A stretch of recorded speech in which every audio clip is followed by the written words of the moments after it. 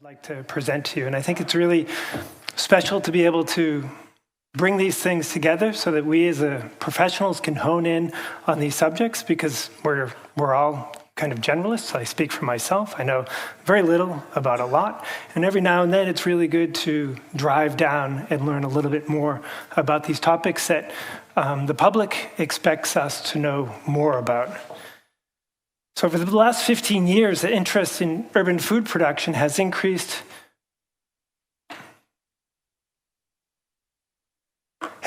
in many different contexts. Today, it's widely recognized as having a direct impact on urban quality. We, landscape architects, are well poised to deploy our know-how on this topic so as to address current issues regarding urban spatial quality, the well-being of urban dwellers, and the quality of food sustaining our urban population. Today, I'd like to present to you the BSLA position paper on the subject of food and how it can bring quality to our cities. This statement is a kind of a manifesto of sorts, can help us articulate how we as professionals can and should be acting. And this comes after a series of others, including a position paper on the radical, on climatic change, and on biodiversity. The research behind this position paper on food is rooted in the work done by the Food Urbanism Initiative, which is a research project that our office piloted from 2009 to 2014, with funding from the Swiss National Science Foundation under the National Research Program number 65 entitled New Urban Quality. NRP 65 aimed at developing concepts and strategies for new urban quality and testing the feasibility of research findings. The projects were to demonstrate innovative ways to achieve urban development, urban redevelopment, and urban planning in Switzerland that are realizable in the medium and the long term. The work of the Food Urbanism Initiative examined the complex relationship between farming and the city. It assessed overall impact on food, on urban design, and proposed, in some ways, new urban landscape and architectural strategies for the integration of food production in the city. All of which was summed up and published in 2021 by Burkhauser in the book Food Urbanism. I encourage you to pick up a copy while we are still printing these things. It's a sort of beautiful object, and I appreciate the work and the support of Burkhauser in the production of this. The Swiss city is progressively growing upon itself and is resulting in more people occupying the same physical space. At the same time, the federal law requiring the development of its land, the latte en français, is helping to preserve our large-scale agricultural territory and identity. This is great.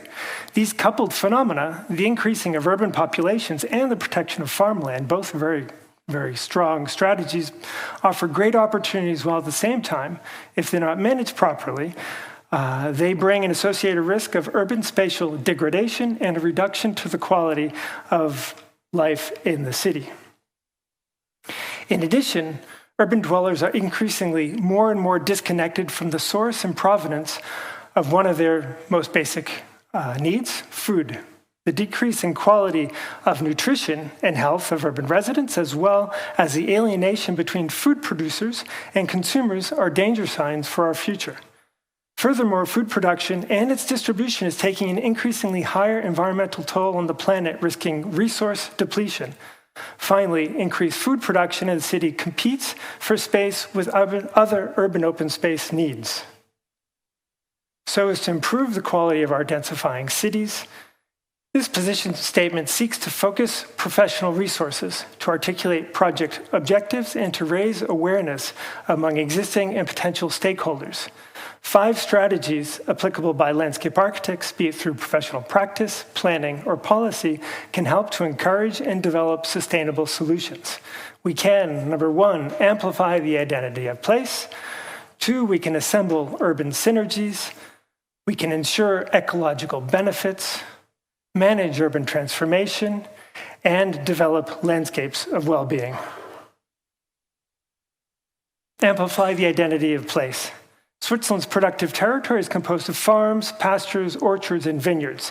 This rich composition of land uses wrapping over a diverse, mottled terrain forges an important aspect to our national identity. Looking back into the historic patterns of Switzerland's agricultural past, one discovers an even greater diversity. From this canvas, the integration of productive spaces within urban environments can draw and should draw inspiration. Cultivate our surfaces with productive species so as to create identity-specific places that are locally rooted and traditionally based. We can interpret the acts and forms of historic models, adapting them with contemporary practice. Let's encourage growers to embrace productive practices adopted from other cultures so as to test new models. Let's overlap social programming with spatial qualification and productive plantings. Let's increase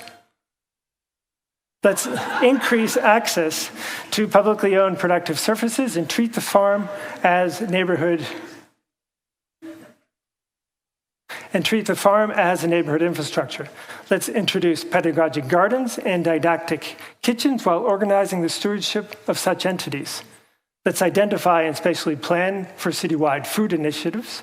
And let's incorporate food production in large-scale projects such as greenways, less linking neighborhoods, cutting across urban topography, and taking advantage of significant investments. Let's also get the slides coherent. Let's carefully consider the design of edges bordering productive fields and gardens so as to dissuade from crop theft.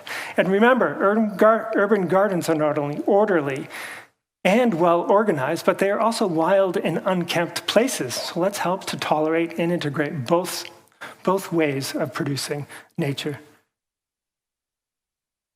Let's preserve and reinforce food production in peri-urban areas as the center of pieces of agglomeration parks. Number 2, we can assemble urban synergies.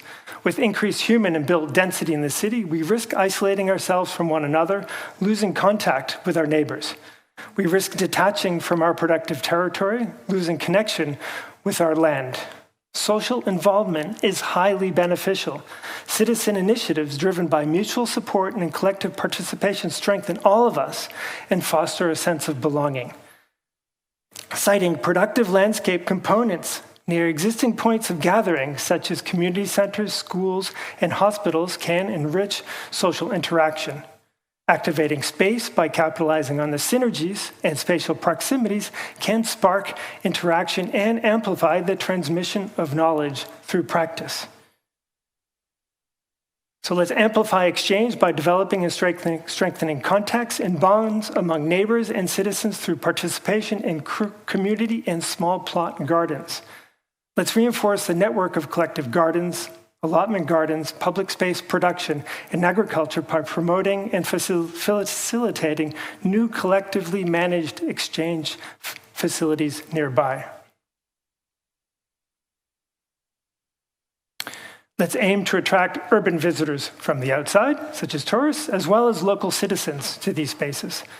Let's create a collectively managed social infrastructure attached to a productive garden in every neighborhood. Let's combine this with the creation of an association of neighborhood representatives to share the knowledge. Let's propose alternative models of citizen-led food growing in publicly owned land. And let's introduce new partners in landscape management to reduce impact on city resources and to augment citizen participation. Let's coordinate and facilitate neighborhood initiatives. Let's encourage and facilitate food events, both at the neighborhood and at the city scales. Let's install systems to help measure and communicate degrees of these successes, or failures, so they may be. And hey, talk to your plants. And while doing so, discuss things with your neighbors, because gardening is a social act. Encourage cooperation from large institutions, health centers, hospitals, and schools. Reuse existing spatial infrastructure for meeting, teaching, and learning.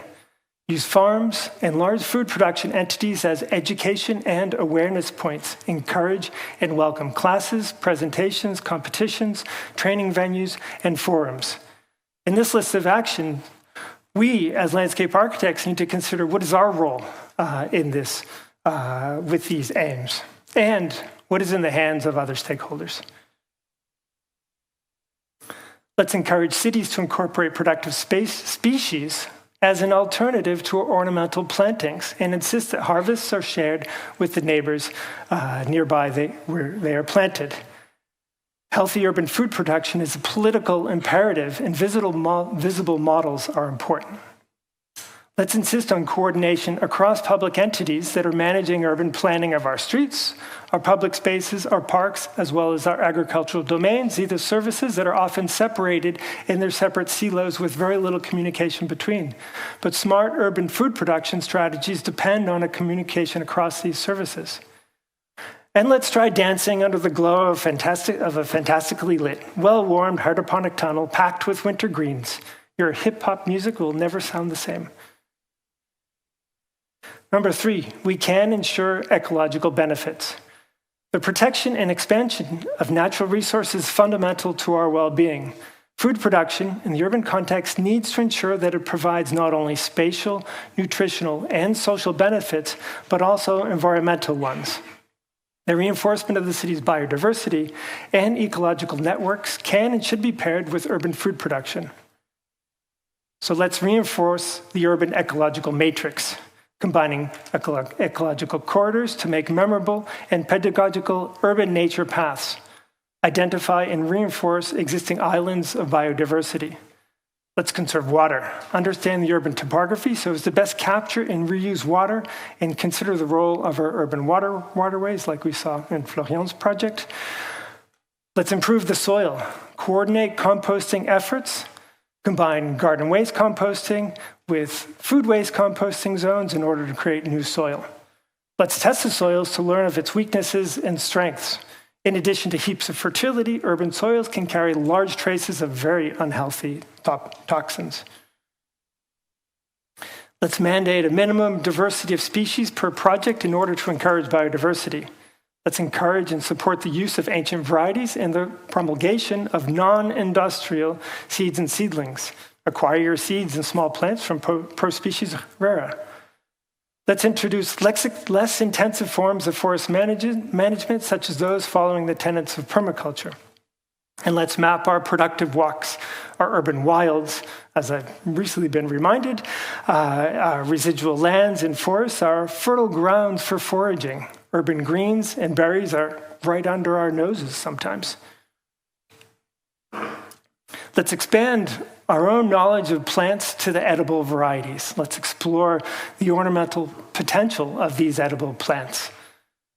Let's be very carefully aware of environmental conditions. Consider light conditions. Tomatoes don't do very well in the shade. Let's pay attention to prevalent winds and provide easy access to water, composting areas, and tool storage. This may sound evident, but there are many, many competition projects who site their community gardens underneath a grove of trees or behind the north side of a building. Let's prepare each project with a carefully considered maintenance regime and the implication of the best stewards and caretakers, as well as active stakeholders.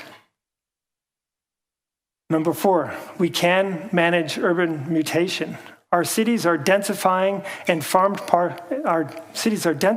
our farmed parcels are at risk. The loss of arable land through construction is irreversible. We must value our fertile urban land and develop new arable land optimized for food production. The current evidence of urbanization in Switzerland reveals many opportunities for urban food production on strategic sites, large and small. Unused or underused sites across the city, ideally within walking distance of public transport, can benefit from introduced and/or increased food production. Targeting urban centers in mutation opens abundant opportunities. So let's encourage increased density and a diversity of usage along existing and new productive landscape surfaces. Let's encourage and facilitate production on residual, underused, or unused spaces. Let's teach citizens to manage and maintain these sites. Let's use food production to preserve view sheds and increase adjacent property value. Let's facilitate test projects on short-term parcels. Let's use food production as a temporary landscape amelioration measure. Let's transform a place by collectively planting in one day an apple orchard or a berry garden through a rapid action. direct human passage around production areas, and let's direct the human passage around the production areas and inform citizens with clear signage. Don't walk on the spinach. Optimize constructed surfaces. Let's encourage rooftop transformations for the creation of productive green roofs and/or the construction of greenhouses in appropriate neighborhoods. Let's reform existing rooftops and mandate new ones to oblige that they be used for sun collection, food production, and leisure activity. Let's map residual urban spaces and set out a strategic plan to encourage the owners and permit the neighbors to cultivate these grounds. Let's use food production as a transitional program on these undeveloped sites. And lastly, we can develop landscapes of well-being. Food production sites are landscapes of well-being. They contribute towards food security. They can augment our biodiversity. Proper composting techniques return nutrients back to the soil. These sites provide activities for social interaction and can be shared by people of all ages. The act of gardening and farming is an alternative form of exercise. Harvesting your own crops can be economically advantageous. Contact with the earth has proven to be wonderfully enriching. Just take your shoes off, take your socks off, and walk through the park. You will see. The contact with the living world through planting can increase our empathy towards the environment. So let's teach food production. Let's plant a vegetable garden in every school, daycare center, EMS, and prison. Let's encourage gardening as a pastime. Increase the access of planting services in all urban neighborhoods. If not existing, create citywide charters for allotment gardens, community gardens, and micro-plot small gardens. Let's integrate small-scale collective neighborhood interventions focused on food production when and where appropriate. Let's also optimize our forests using permaculture methods to manage the tissue. Consider the forest as a productive entity. Encourage permaculture in network landscapes such as riverways and pre-forested areas. Let's optimize our parks, allow for small-scale neighborhood-based initiatives to infiltrate the public domain. Nourish the initiatives with knowledge, tools, soil, and water. Let's optimize our train lines. If the soil is safe, consider their edges also as productive surfaces. Let's propose food production on undeveloped parcels as a way to optimize our potentials. Let's encourage a widespread dissemination of private production surfaces, encourage the sharing of production sites across property lines. Let's also establish a citywide orchard program and normalize the practice of harvesting its fallen fruit. Let's help children to plant and harvest. They are the stewards of our cities of tomorrow. Let's ensure equal access. Vegetables don't discriminate, but limited access to land does. Rucola is for everyone. Vegetable production attracts a multi-generational crowd, so let's encourage this intergenerational mix. Be prepared to mitigate conflict. Land use and land appropriation can get confrontational. Listen carefully and invite a third-party mediator. Gardening builds both physical and social fitness, two essential components to long-term well-being. Let's consider a form of street workout. And finally, when the day is done, go out and forage through the woods, maybe not now, for a bouquet of nettles so you can cook yourself a delicious soup or simply make yourself a soothing tea with honey. And thank you very much for your attention, also for allowing me to present in English.